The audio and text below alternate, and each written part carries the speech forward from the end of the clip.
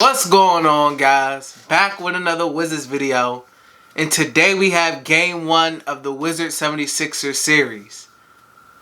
Now, I said this on Twitter. If you don't follow me at @dtalksalot. It's not a must-win game because it's game 1, so technically it's not a must-win game. But I feel like taking game 1 in Philly does so much for the team as far as setting the tone, knowing people, telling them that you're here to play. If you don't play up to how you normally play, you're gonna lose this series, just like you lost this game. Number 2, I think it gives a huge energy boost to the team and the fans. Imagine how hyped the fans are gonna be if they take game 1. Then people really gonna get to talking. Imagine the team, you already got the energy because it's the playoffs, but it gives you an even bigger boost. It's like, okay, let's do this. We already got 1, 3 more. And if you take game 1, why can't you take game 2? Game 3, etc. And then I think what's the most important thing is that the Wizards are the 8th seed. The 76ers are the 1 seed. The 76ers have played really good ball all year. All the pressure is on them. All the pressure is on Doc Rivers, Ben Simmons, and Joel Embiid, and Tobias Harris, and all them boys. When it's a 1-8 matchup, there's no pressure on the AFC because they're expected to lose. You're just expected to lose the series. Anything making it close is just overachieving at that point. So all the pressure is on the 76ers. And then by taking game 1, you instantly add to that. You instantly add to that pressure. Get the media talking, etc. Whose fault was it that the 76ers lost? Was it more of the Wizards or was it more of the 76ers? So, I want to start off by saying that I think taking game 1 is going to be so key for the Wizards. Alright, let's get into these keys for game 1 that I have. The first key that I wrote down was limit the turnovers. The Wizards cannot, especially on the road, they cannot have, Russ have 8 turnovers and Bill have 6 turnovers and then some of the other guys have 2 and 3. You cannot win a game. You're going to lose. You cannot beat the 76ers being careless with the ball, just forcing it, getting out of your offensive game and offensive flow. Because if you turn the ball over, that's going to get Ben Simmons going downhill, find Steph Curry or Tobias, get Joel going. It's just going to get the crowd energized. I mean, that's not what you want. That's not what you want. That's how you start big runs, 12-0 runs, 8-0 runs. They got to keep the turnovers down as much as possible and be safe with the basketball. That's always going to be a key. The second key I had is get to the free throw line.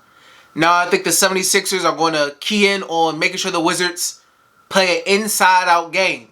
Limit Davis Bertans. Make sure he doesn't go off or get hot against him because he has in the past. And, of course, Bradley Beal, who's the other three-point shooter you have to worry about. The 76ers probably will live with guys like Raul Neto and Rui Hachimura shooting threes. They'll probably live with that. But they just want to make sure Beal doesn't get hot from 3 and Davis Bertans especially doesn't get hot from 3. So, if that's the case, I can see the Wizards trying to attack the basket and get to the basket a lot, especially Russ. And if that's going to be the case, you have to get to the free throw line. You have to get some of these guys in foul trouble. You got to get Ben or Joel or whoever in foul trouble. You got to get free throw shots. And I feel like a lot of that is going to come from Bradley Beal because he usually leads the team in free throw attempts. So, you get Brad going downhill. You get Russ posting up, getting to the basket. Try to generate contact. Try to get to the free throw line. Get those free baskets. Get as many free throws as possible. I think that's going to be key in this game as well. And in the series. And then the third point is, kind of with that same free throw thing. But it's stay out of foul trouble. Now, the Pacers are, I said the Pacers, I'm sorry. The 76ers I feel like are going to try to do one thing especially, and that's slow the pace of the game down. Everybody knows the Wizards like to get out and run. The Wizards are always near the top of the league or the top in the league at pace and playing with pace and running and getting down court and playing freely. That's what the 76ers don't want to happen. I feel like the 76ers are going to look at that Boston game in the play-in and just take some things off of that. You know, what happened in that Boston game? The Wizards got in foul trouble. Rui Hachimura had 4 fouls. The game was slow. All the fouls slowed the pace of the game down. Then you got to get into that rotation early, and Scott Brooks got to make all these decisions because guys are in foul trouble. And then next thing you know, Rui Hachimura only playing like 18 minutes in the game because he got 4 fouls and he was sitting out majority of the game. Guys can't get in the flow. It just throws everything on the offense out of whack. And that slows the pace of the game down. So now the Wizards have to play out of their style. They're playing into the 76ers, you know, style of play, what they want them to play. Slow the game down. Half-court offense, which isn't the Wizards' specialty. You know, they're not a half-court offensive team. They're a get the ball and get out and run team. And the 76ers are going to not allow them, try their hardest to not allow them to do that. So staying out of foul trouble, I think is really key to, you know, keeping the pace up in this game and also just keeping the team in it. You know, so guys can get in a rhythm by being on the court. And my last point is, like I said, goes into the foul trouble thing. Play with pace. They got to run. The Wizards have to play their game. Just like how they played their game against Indiana and how they didn't play their game against Boston. They didn't play their game against Boston, and we all seen what it looked like. And then they came back against Indiana, and they played their game. They played with pace. They played fast. They played free. And you saw what happened with that game. This is what you want to see against the 76ers. You want to see them go. You know, it's a playoff atmosphere. It's a playoff game.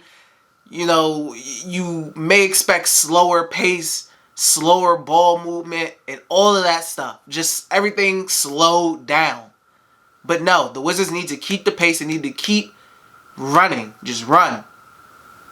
I think that's going to be key for the Wizards as well because that's playing their game. They have to do their best to play their game and not play the 76ers game.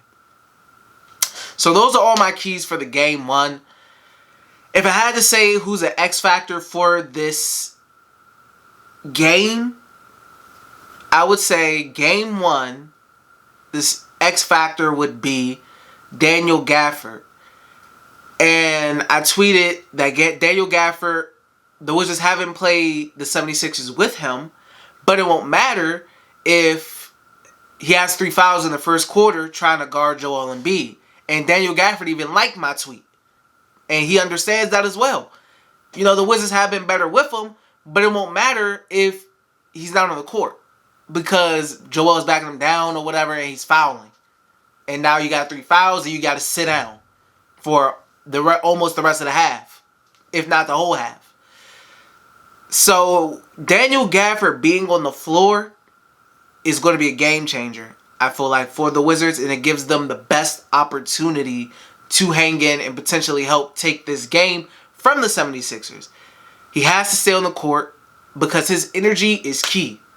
And also his blocking ability is key as well. The Wizards need his presence down there to be felt. So he has to stay in the game. And if he's not in the game, I think things could get rough. I do. So Daniel Gafford for game one is definitely my X factor. And I could say he's the X factor for the whole series, honestly. So lastly, my game one prediction. I think in game one, and this is me not speaking as a fan, I think the Washington Wizards beat the 76ers in game one and take game one and set the tone and get the timeline talking and get the media talking. And the team gets energy and they show the world that they're here to play and they're not going down like your typical 8th seed. I got the Wizards taking game one, man. I do. So let me know what you guys' game keys for the game is and what your predictions is. As always, if you enjoyed the video, like, share, subscribe. Until next time, guys, I'm out. Peace.